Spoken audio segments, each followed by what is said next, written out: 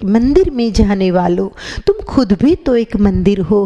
पत्थर में बैठा है प्रभु, तो तुम तो कितने सुंदर हो। पल दो पल की पूजा क्या है?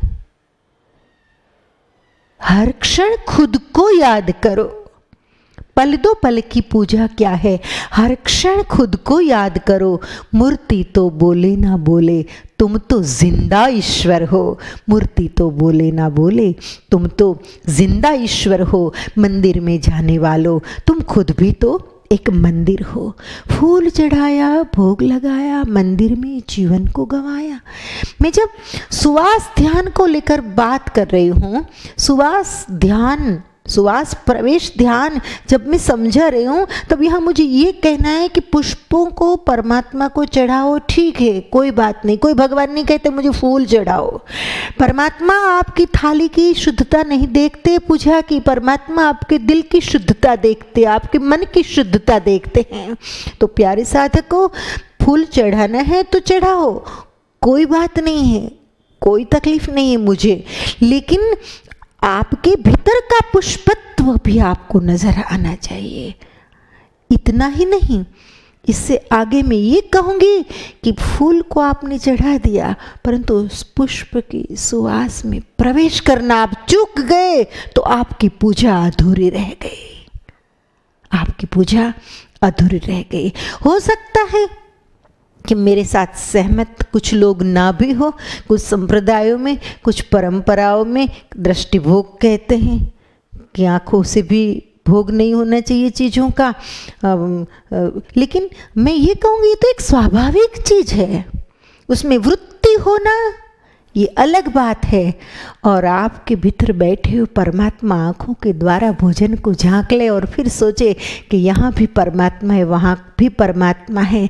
आपके भीतर बैठे हुए परमात्मा नासिका के द्वारा सुवास ले और फिर सोचे कि ये द्रव्य, ये व्यंजन मैं उस परमात्मा को अर्पण कर रहा हूँ, तो मैं तो कहूँगी आपकी भक्ति को 4 चांद लग जाएगा। परंतु वृत्ति कैसी है, वृत्ति पर निर्भर करता है। अर्पण का भाव आना चाहिए पहले, भुगतने का भाव बाद में। ये हमारी परंपरा है, ये परंपरा है। ये परंपरा हमको धैर्य सिखाती है, ये परंपरा हमको सेक्रीफाइस सिखाती है। बहुत अच्छी बात है। मूर्ति के लिए भी अगर जो आप इतना सेक्रीफाइस कर सकते हैं कि नहीं, मैं धैर्य धारण करूँगा, पहले परमात्मा को सुवासित द्रव्यों को अर्पण करूँगा, सुंदर व्यंजनों को अर्पण करूँगा, मंदिर में मूर्ति को अर्पण करूँगा, बाद में मैं खाऊँगा।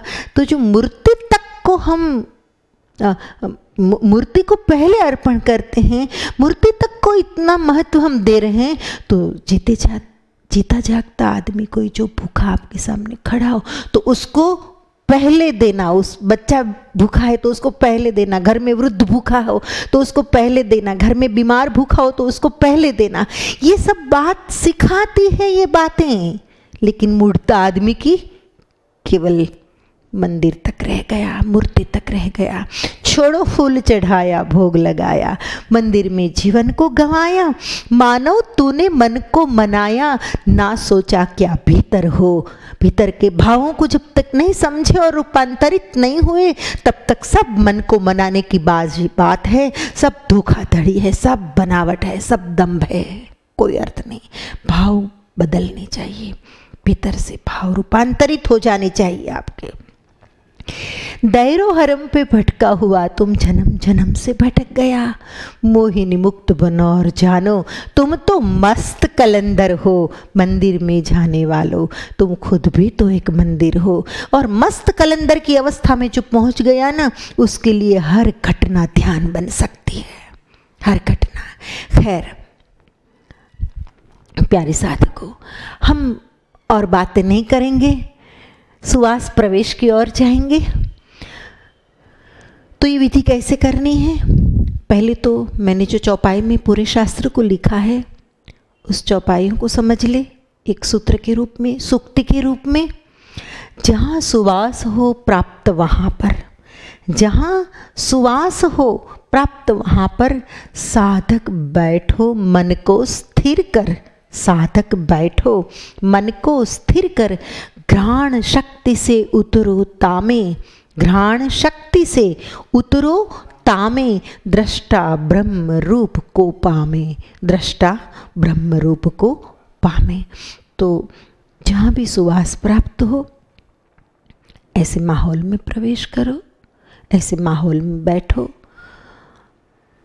वहाँ बैठते बैठते बैठते सुवास के साथ आपकी पूरी चेतना बहने लगे। श्वास में सुवास को आप भरने लगो और वह सुवास आपके रक्त में बहने लगे। उस हद तक उस सुवास के साथ स्थिर हो जाओ। घ्राणेन्द्रिय के द्वारा आरंभ होता है और इंद्रियातीत अवस्था में इस विधि का अंत होता है। इंद्रिय से आरंभ होता है और पहुंच जाएंगे आप एक इंद्रियातीत अनुभव में। दृष्टा ब्रह्म रूप को पामे, फिर आप दृष्टा भाव में स्थिर हो जाएंगे और ब्रह्मरूपता का अनुभव करेंगे। ये सुनने में जितना सुंदर है, इससे हजारों गुना करने में सुंदर विधि है, लेकिन उतरना पड़ेगा आपको विधि में। प्यारे साधकों, बताना कोई खास ज़रूरी नहीं है, फिर भी मैं कह दूं कि सुवास का माहौल आप 3 प्रकार से प्राप्त कर सकते हैं। एक तो बाग बगीचे में चले जाओ जहाँ सच्चे फूल लगे हुए हैं। फूल का भी पता है ना, सच्चे फूल होते, झूठे फूल होते। आर्टिफिशियल बातें दुनिया में जैसे आ गई, वैसे कुदरत के साथ भी आदमी ने बहुत छेड़छाड़ कर ली। रंग बिरंगी तो बहुत होते हैं, परंतु कागज़ के फूल की तरह कोई सुवास नहीं होती। आदमी भी ऐसा होता है, आदमी बिना सुवास का हो गया तो उसने पुष्प भी ऐसे ढूंढ लिए, जैसा आदमी होता है ऐसे इजाद कर लेता है। एनीवे, लेकिन आपको सजग रहना है कि सच्चे फूल जहाँ लगे हुए हैं, सुवास पूर्ण को मैं सच्ची पुष्प कहती हूँ, वहाँ आप जाकर बैठ जाओ और वहाँ घ्राणेन्द्रिय से आरंभ करके इंद्रियातीत अवस्था का अनुभव कर लो। दूसरा माहौल हो सकता है कि मंदिर, मस्जिद और दरगाह पर भी आपको मिल जाए। ध्यान को किसी धर्म के साथ, संप्रदाय के साथ नहीं जोड़ना, आपको विधि में उतरना है। जहाँ माहौल मिल जाए उस माहौल का उपयोग करके परमात्मा में स्थिर हो जाओ। परमात्मा का न कोई आकार है, न कोई प्रकार है, न कोई धर्म है, न कोई संप्रदाय है। इस बात को याद रखना। वह शांत स्वरूप है, आनंद स्वरूप है, सत्य स्वरूप है, ज्ञान स्वरूप है, प्रसन्नता का स्वरूप है। तो प्यारे साधकों, दूसरा माध्यम है, स्थान है मंदिर, मस्जिद, दरगाह, ऐसी जगहों पर जहाँ अच्छा धूप हो रही हो, उस धूप के सुवास के माहौल में आप बैठो और इस ध्यान का आनंद लो, अभ्यास करना सीखो। परंतु एक वास्तविकता दूसरी भी है कि आज के मंदिर मस्जिदों में भीड़ ज़्यादा है। सुवास तो होती है टाइम टू टाइम, लेकिन भीड़ ज़्यादा है। दूसरा, ये ध्यान है, इसमें बैठना पड़ेगा, स्थिर होना पड़ेगा। तो भीड़ में आप शांति से बैठ नहीं पाओगे।